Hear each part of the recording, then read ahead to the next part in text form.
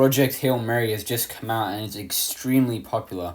And I feel like we were so close to a modern classic with this one, but it just barely missed the mark for me at least. Project Hail Mary is about Ryland Grace, an unwilling astronaut who wakes up in the middle of space without any memory as a lone survivor on a mission to save the Earth from extinction. This is based on a novel by Andy Weir, which I have read and absolutely love, so I was very excited for this film, and maybe I got a little too excited because while I still really enjoy so much of this film, it just really misses the mark of being a great film. Still, there is so much to praise about this film. Lord and Miller are fantastic directors. This is their first directed film since 22 Jump Street back in 2016, and it's so great to see them get full access to make their creative vision. The energy which they give to this film is what makes it so special. The humor in this movie works very well with the film, genuinely hilarious throughout, and they are willing to go into bold, creative directions and not hold themselves back. The cinematography in this film was stunning, especially large-scale sequences in the film, consistently looking beautiful and had amazing use of color to make memorable visuals. That infrared light scene and pretty much any visual involving Planet Adrian was incredible to see.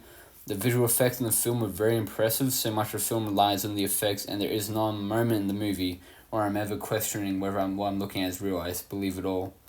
The score is mostly great. So many sequences are elevated by the music. It has a wide range of tones from feel-good, happy to music being intense, and while keeping this sense of wonder and making the film very unique and out of this world, what a sci-fi film score should be. Only problem with the score, it's not very memorable with me. I've been listening to it a bit and it's hard to pick out specifically track to track like which is which. There are also several needle drops in the film which weren't great, specifically that shopping scene just felt tonally annoying. Sound design in the movie is great, it's awesome. We become so immersed in this experience just due to the sound design. The editing is also great when looking at individual sequences, such as the fishing scene. The action is so well constructed, but the film's overall structure is kind of badly paced, and that's mostly because of the editing. Like, the book goes back and forth between present and flashback, but the film puts a majority of the flashbacks consecutively in the first act, with minimal space scenes, which I feel ruins most of the mystery and suspense, as we are told exactly what is happening, and ruins a lot of what makes the pacing of the book so special. Ryan Gosling's performance as Ryland Grace is very strong, pretty much just a great movie-style performance. It gives it a lot of charisma and makes his character very likable. Moments where he has to be serious, Gosling's able to pull it off reasonably well. He does have to do the most heavy lifting since he's the only actor in the majority of the film, and he does a great job. If I have to nitpick, compared to the novel, Ryan Gosling is just kind of gives off too much cool energy to really achieve the character that he's going for.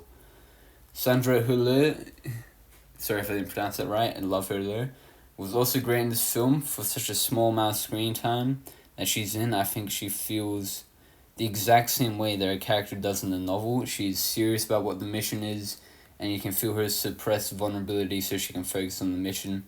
They are in fact the only two actors with actual characters in this film, but I cannot forget Rocky. The emotional core of Project Hail Mary is the character of Rocky, who in the film is brought to life incredibly well by some amazing puppeteering. Like, I'm completely convinced that Rocky is a real living being. Never throughout the film did I get the impression that what I was looking at was fake. The second act of the film was easily the peak. Just watching these characters learn to interact with each other was genuinely amazing. As a character, Rocky is pretty strong, very heartfelt and likable as a funny little creature. I wish he was explored more because he's just too simple, and I never really fully believe Rocky to be that engineering genius we see in the books. Which kind of leads me to one of the main things holding the movie back for me, being the simplifying so much of the science to the point where everything has felt so easy. Many moments feel like they need to be heavily expanded on with the science, because without it, it just feels kind of anticlimactic. The book is just constant science and problem solving, but everything in the film just sort of works itself out and you never get to sit with the characters as they solve the problem. So many people are comparing this movie to Martian for obvious reasons. They're calling the movie competence porn, but it really isn't. The Martian is non-stop science and problem solving. These elements are completely removed from the film except for the scene in the lab where he's still on Earth. It's not a satisfying competency porn film because we never get to witness how smart the characters are.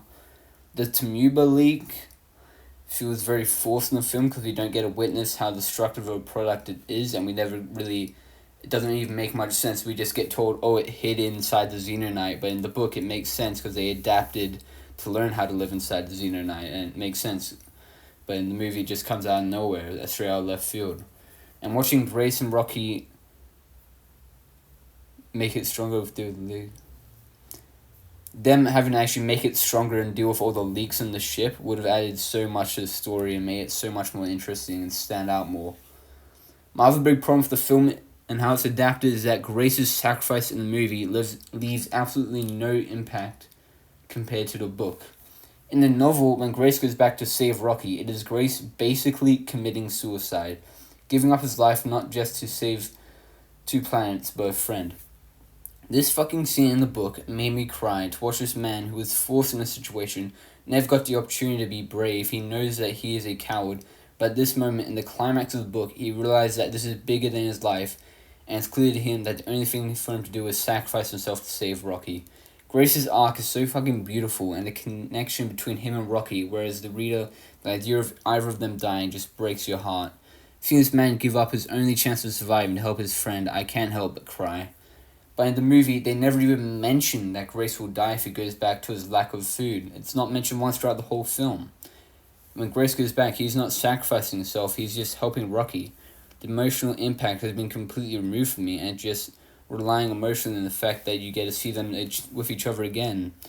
The most disappointing part of the film for me is because it's so simple. Just have him say he won't have enough food to survive, and then here's with the reality that he can eat the astrophages. When the audience realizes that it's actually a happy ending, it would have been so great. The emotional whiplash, it really leaves such an impact on the book, but just doesn't reach the same level.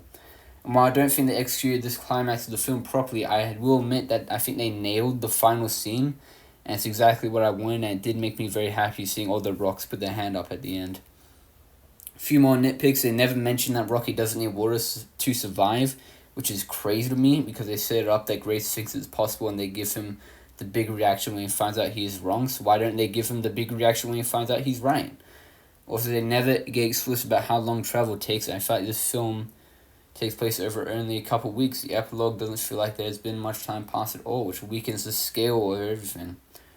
Also, the recovery of the coma memory is over too quickly, which removes so much of what makes the book interesting. I could go on and on about a bunch of nitpicks, and I just don't want to make it seem like it's an overly negative review of the film, because I still really enjoy the film. Still love the film, that is great, but at the end of the day, this is just a good, very fun blockbuster, which has a lot of heart. And I think the people that are treating this film like a masterpiece, they're being a little ridiculous. This is a well-made, crowd-pleasing blockbuster, which missed the opportunity to be truly a great film.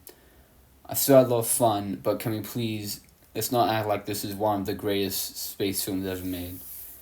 Project Hail Mary gets a low 8 out of 10, still very much worth seeing, but I'm already waiting for people to shut up about this film. Thank you for watching, like and subscribe. If you don't agree with me, please don't be mad at me, but state your opinion about why you disagree in the comments below. Have fun, see ya next time.